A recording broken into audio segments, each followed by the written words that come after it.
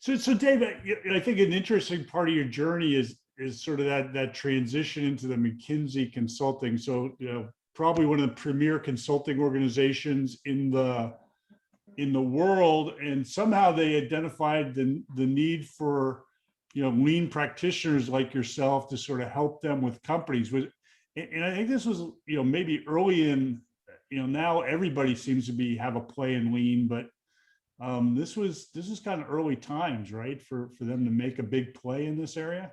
Yeah, that was, right around the time that Walmart was building on his books, lean thinking and the whole process then. And yeah, a lot of companies were getting interested, and actually there were more.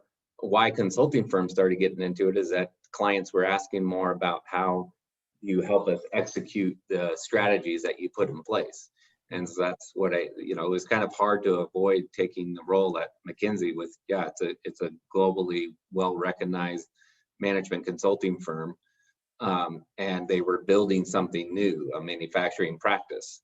And so literally the folks around the table with me it was very interesting. So we had folks from Toyota like me, but also Nissan, Honda, GE, Alcoa, across the board. And we started to ask ourselves, like, okay, so lean is pretty straightforward, right? I mean, as far as the topics and concepts and things like that. But we went deeper. We asked ourselves questions like, okay, so what did these organizations do to really build quality in? So what was Toyota doing? What was GE doing? What was Honda doing? What was Alcoa doing?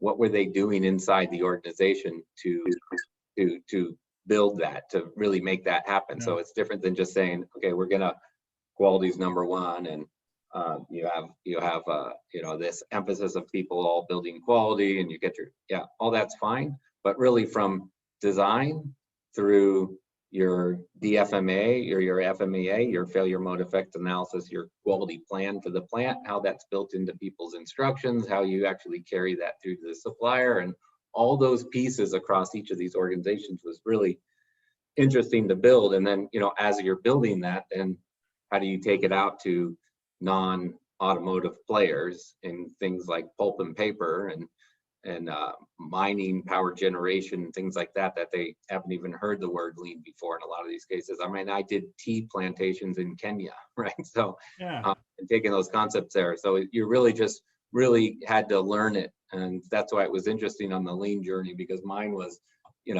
everything seems easy. But even the Toyota guys would say, they would let everybody into the plant. And if you asked them, why are you letting your competitors walk through one of your plants? They would say, well, we know it doesn't matter what they see. It's all what's behind the curtain. What really makes it work is not what you just see walking through the plant.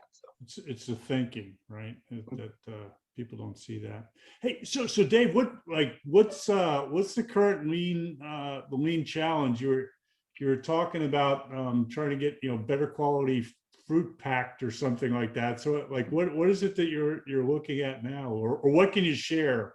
I know you've got some prohibitions as a McKinsey consultant from what we have pretty good walls up to make sure we protect our clients, right? But when I left McKinsey after the initial 10 years, I left because I had never had an in-town study. What consultants call in-town studies is, as you would imagine, in town. But I had been known for the guy that would go anywhere, anytime. And so literally I would commute from Cleveland to Helsinki and fly 2.5 hours north to northern Finland to work at a pulp mill, and stop in Paris on the way back to do conferences on how lean's happening, right? So 10 years of that, it was time to kind of take a little breather, especially with Roll Global being centered in Santa Monica and facilities across the valley. So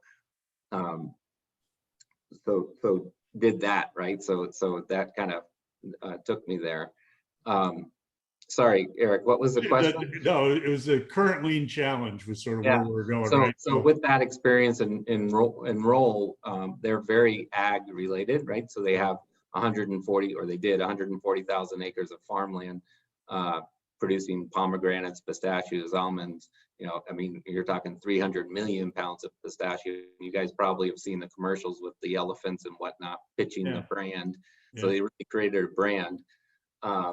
And it was about doing lean there. So my role there was to drive a transformation across the portfolio, which we had 12 companies, including Fiji Water. So that was a lot of fun too, sitting in Fiji driving lean.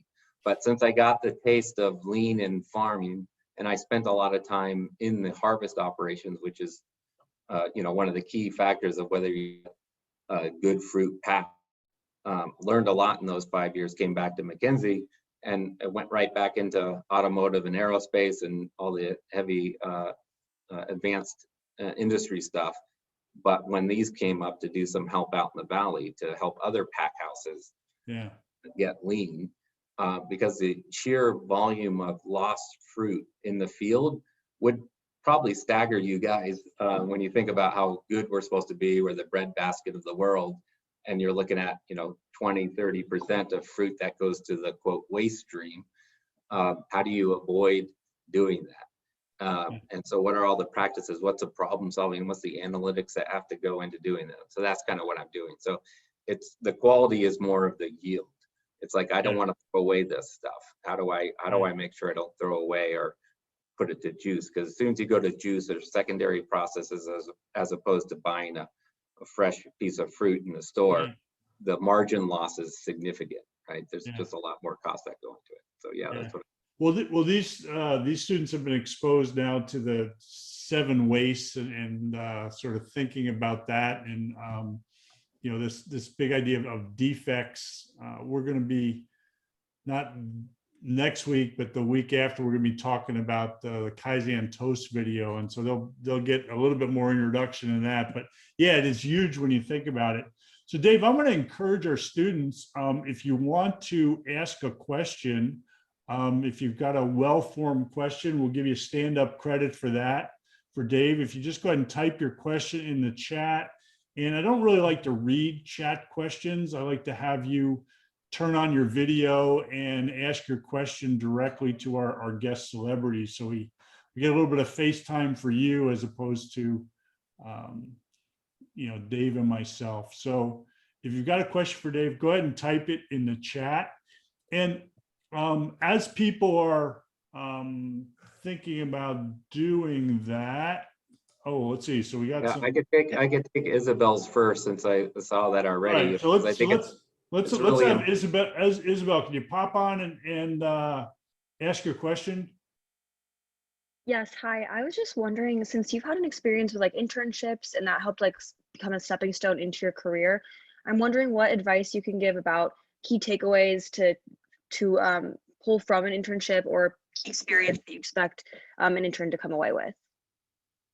Yeah, well, first I'd say, look, I mean, I do a lot of interviewing for McKinsey, and really it's almost an expectation that there's some kind of experience that you've got some exposure.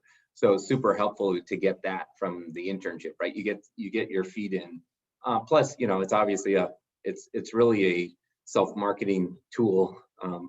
And it also gives you an interview the whole time you're there. Is this something I want to do? So I personally chose it based on, hey, maybe this is something I want to do. Let me play around with that. So taking those things, like, okay, it's going to give me a step up on, there's a lot of good candidates out there. If I have a good experience at a good company, and Toyota was recognized, the name's just there. So if you're looking at operations and you've done something at McKinsey at Toyota, then that's good. So those things all make it an easy choice. The only thing that you have to worry about is delaying my completion date for graduation, right? Yeah, we're trying to get these folks out of there in 4 years now, Dave. So we can't be hanging around for what we hear, like 8 or 10. Was that the deal? I did it in 4 years with a 9-month internship, Eric. Thank you very much. Good for you. But at the time you could work over the summer, do such classes over the summer. So I was too dedicated. Don't use me as a example, because I was too dedicated to getting out, and I should have enjoyed myself a little more. Yeah, well, All right. Hey, Lauren, why don't you go ahead and ask your question? Yeah, you mentioned getting to travel and how just the nature of McKinsey is so global. And I was curious, like, how does that affect the process and any advice in working with global companies? So what was the first part of that? How does it affect the? Like within your work and applying like lean, like does that affect it at all? And if so, how? Yeah, it's interesting. What you learn is that the application of the principles are the same, but certainly cultures are different, right? So I mean, culture is the biggest impact. If you're going into a heavy unionized environment, or if you're working in Fiji with Fijians versus working in Japan versus working in a coal mine in northern Australia, all things that are done, or down in Brazil working at concrete producers. So I mean, the difference is generally the culture, and that's the biggest challenge really, is understanding the culture, understanding what makes people get up in the morning and want to come to work or not, addressing those issues. That for us, it's like there's three things on lean, three major things. It's all the technical stuff, and that's the things that we hear about. It generates value. It's the production planning, it's the maintenance system, it's your equipment performance, your labor productivity. Then there's management systems, so the performance management, the goals and objectives setting, the KPI cascading, the dialogues that you have. And then the third one is culture. And as you do this, you find culture almost trumps the others, because if you don't get culture right, then really hard. If people aren't bought in, anybody can throw a wrench in the system, right? So I really invest more time there than if you asked me, in the first 6 years, it was not even on the radar screen. So culture is a big difference when you're crawling across. And then of course, by industry, by the difference of what it is. If you're in a maintenance, repair, overhaul of aircraft, which I've done, you're focused on the productivity of the workers, right? Not lose the tools and the parts and the organization of that, as opposed to going into a pulp mill. It's the equipment performance, so it's OEE, it's maintenance programs and things like that. So you'll emphasize specific things in the lean bucket more, depending on the industry and the process, and culture always will affect it. I mean, I've gone into places that had seen the name change 20 times in their career of 25 years in a place. And so you can imagine trying to convince somebody to do something different when they've seen the flavor of the month happen their entire career. That takes a while. So yeah, does that answer the question, Lauren? Or Yeah, thank you. Yeah.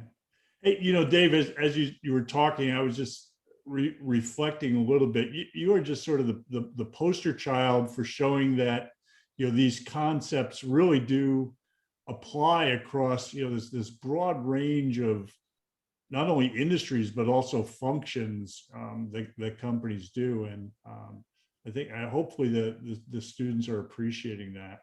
I'm going to turn over to Juan to ask his question. Juan, you want to pop on and ask a question? Yeah. Hey, what's up, David? My name's Juan. Use he, they pronouns. I wanted to ask, what was your biggest lean success, or I guess more unique success, knowing that you can do so much with lean. I think everyone has a different experience with how they use the strategies. So I just wanted to hear what you thought your biggest success, or I guess most unique success, or biggest obstacle you overcame. Yeah, there's always one that I talk about. I mean, I was working at a heavy unionized aircraft maintenance shop, and we were brought in to help take them out of bankruptcy. They were in a real challenging situation, right? The union just lost their pension. They lost like 3,000 of their brothers lost their job, and here comes a consultant to do lean.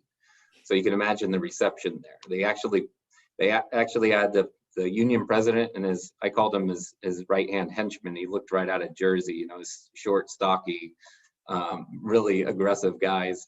And they said, hey, can you come follow us? And so I followed them through this building and right out into an alley, and they closed the door behind them and started to tell me, this is how things are going to go, Mr. Consultant. And I basically explained to them after they got done, basically trying to put me in my place. I talked to them about, look, lean is better actually for the membership than it is for your leadership. because leadership now has their visibility of what they're doing wrong. Every metric is like very crisp and transparent. So it really puts a lot of stress on the leadership team. Like you can't get away with just sugarcoating stuff and burying things under. We're going to have complete transparency on all the financials, complete transparency on the will of your workforce. Do they want to work for you? All their challenges.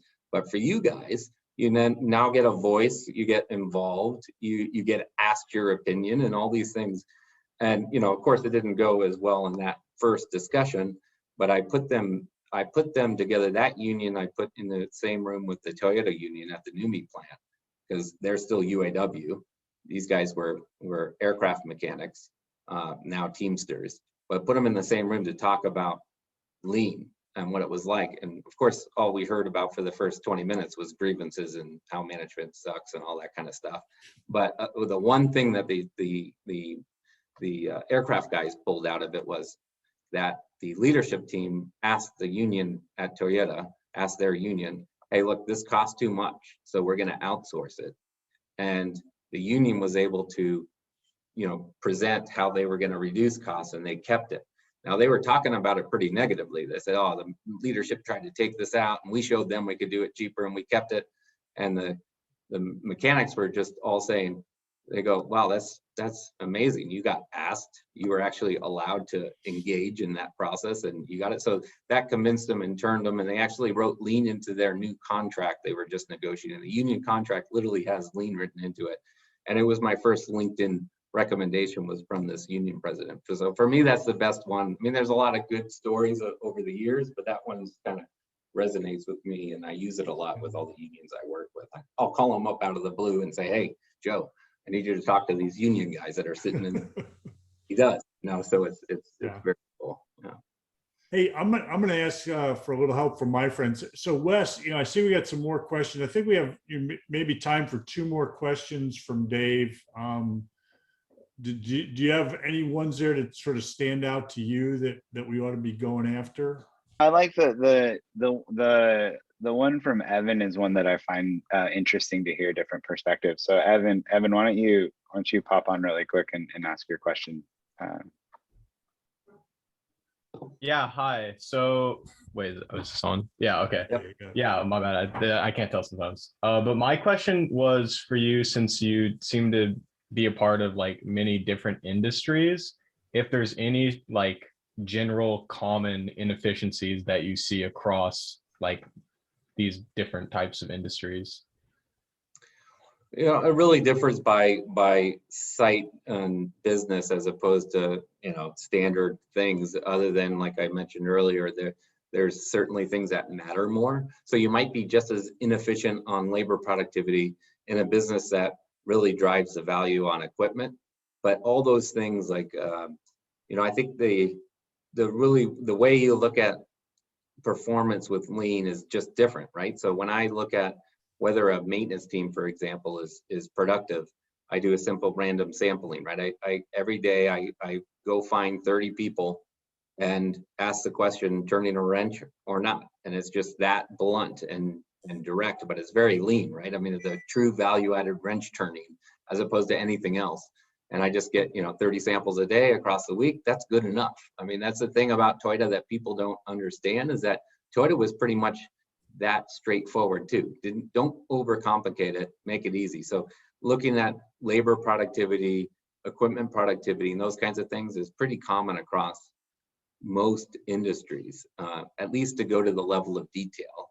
And like I said, on this front, in agriculture, looking at productivity is kind of the furthest of the mind. It's growing the fruit and packing the fruit, right? But if we're super inefficient because we're not using people effectively and not leveraging their brains, it's kind of left out. So it's an interesting topic that comes in. So yeah, I'd have to go through every one with you, and there are probably some unique things.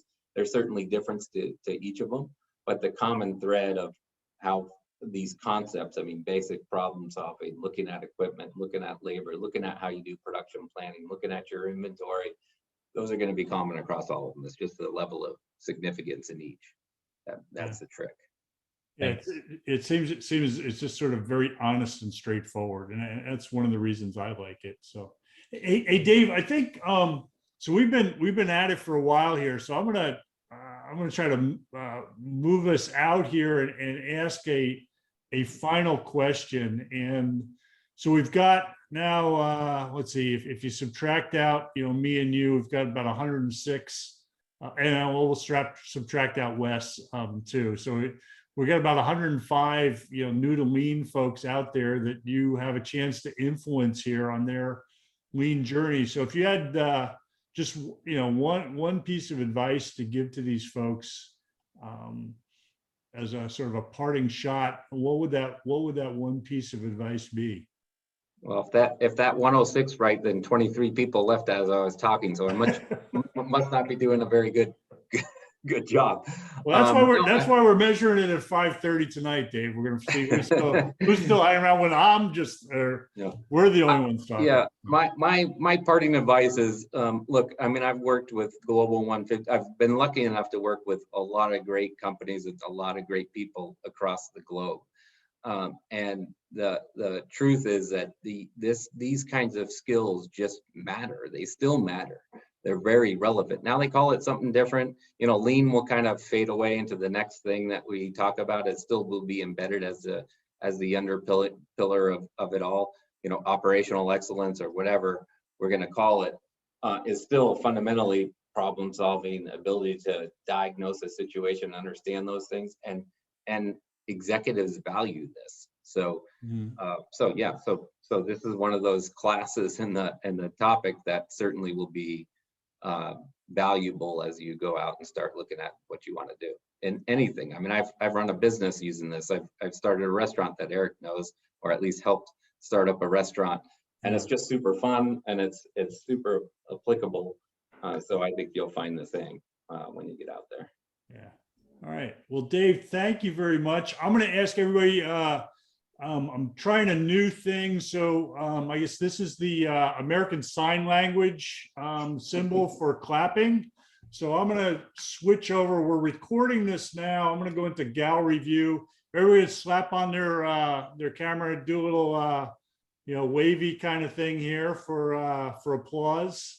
And thank you very much, Dave, for coming here and talk to us. And I know I'm going to see you around a lot. So I appreciate your friendship and I appreciate your ability to connect with these students. So thanks, everybody. Thanks.